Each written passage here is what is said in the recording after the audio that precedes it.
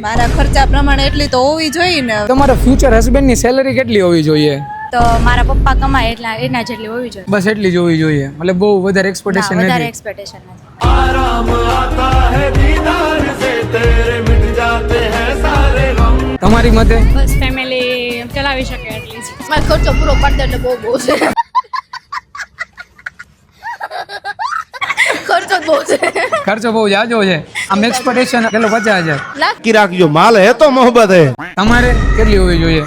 કઈ ખબર નહીં. કાંઈ ખબર નથી. પછી આવ ઝૂંપડામાં રહેતા હોય તો प्रेम करो तो हृदयना भावથી કરો યાર। બસ ઘર ચાલે, ખર્ચા ચાલે, બસ એટલું જ, બીજું કાંઈ નહીં. મારા ખર્ચા ઉપાડી લે બસ. બસ એટલું જ. બસ એટલું જ, બીજું કાંઈ નથી જોતું. तुमसे मिलके दिल का है जो हाल क्या कहे।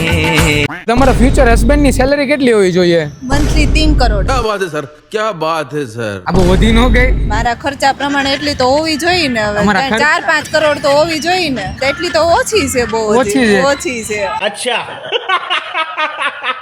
તમે કેટલી સેલરી આમ પર મંથ કમાવજો? મારી તો હજી 10,000 સ્ટાર્ટિંગ હશે, પણ એની તો 4-5 કરોડ તો હોવી જોઈએ.